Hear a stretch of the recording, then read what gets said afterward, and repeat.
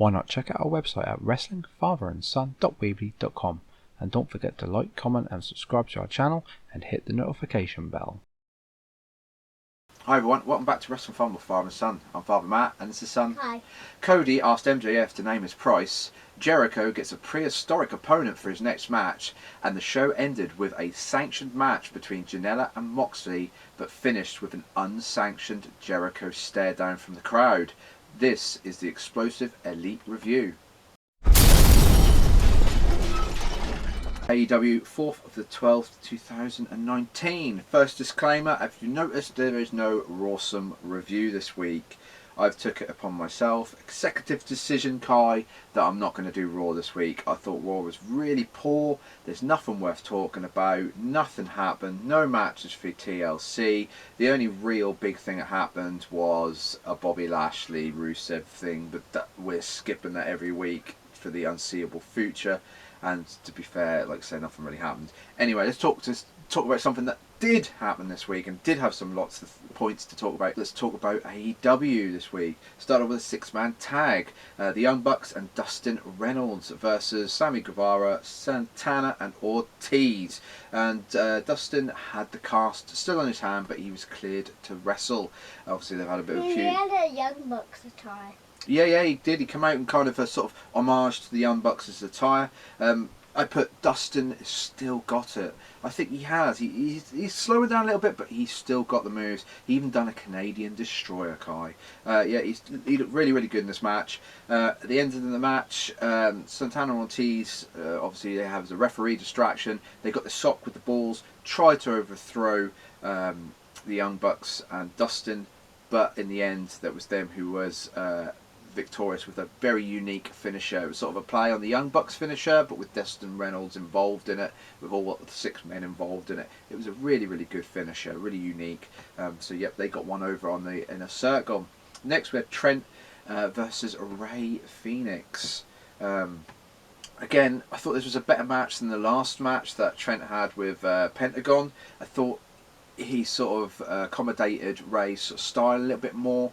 It was a quite cool match. The ending of the match was that Ray did actually pick up the win this week because he did like a spinning muscle buster slam. But after the match, Trent did attack Ray, and then that was kind of how they sort of ended it. And then we had Cody Rhodes come out and do a bit of a promo. Tony Schiavone doing the other half of the promo, said about the ambush last week from the Blade, the Butcher and the Bunny, and about MJF.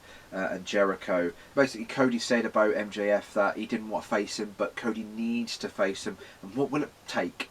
He said, do you want my car? You can have my car. You can have my watch. You can have my shoes. You can have this big case of money. What will it take? Just name your price. We don't know the price yet, but we figure we'll find that out soon. I wonder if it's Cody's career. He might say, I want your career on the line. So we'll have to see what happens in the next coming weeks to see if MJF actually responds. He didn't respond on the show, but I'll expect him to probably next week or the week after.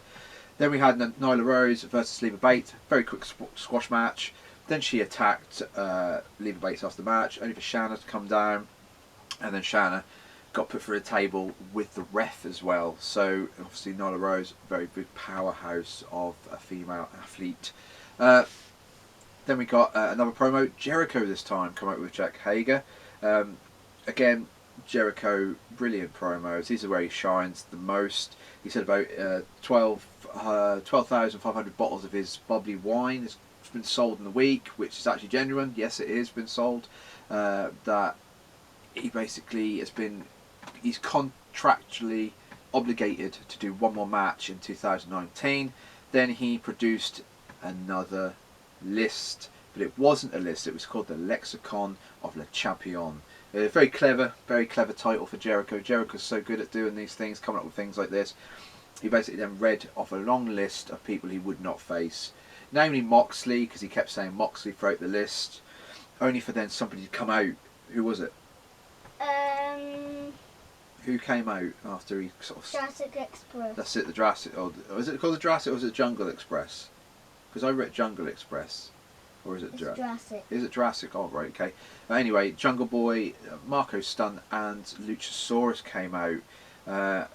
And Jericho did a little bit of a sort of bit of comedy there by saying dinosaurs on the list as well.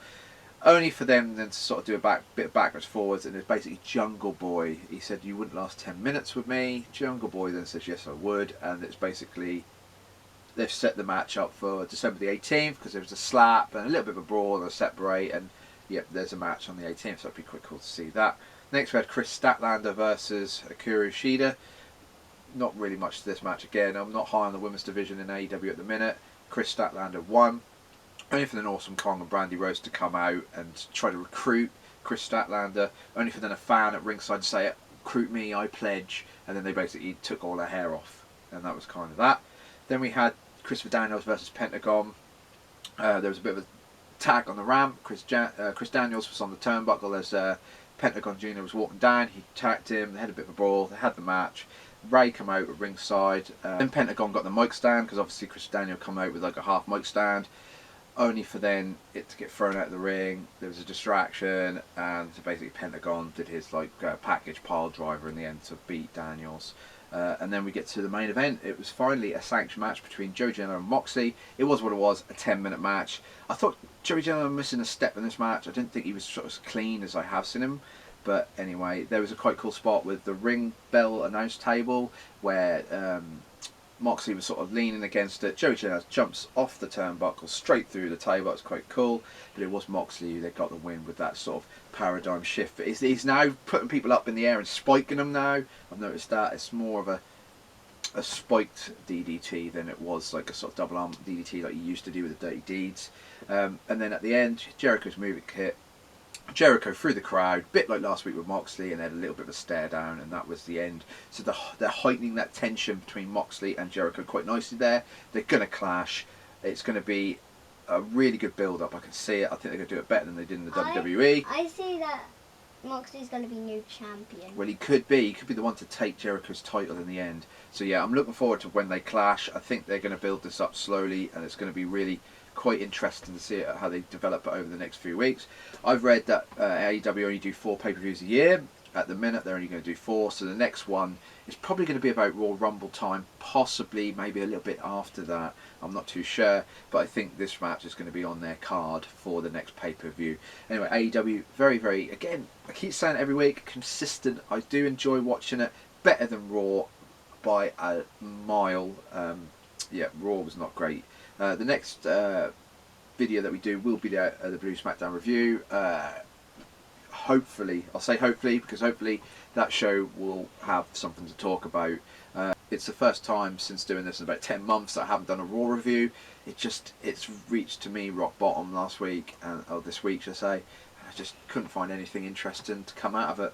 But hopefully next week we'll go back to being the Rawsome Raw review. Anyway, I think we'll leave it there. So if you like this video, please like, comment and subscribe, and we will see you in the next video. So I'll say goodbye and say goodbye, Kai. Wow. Goodbye.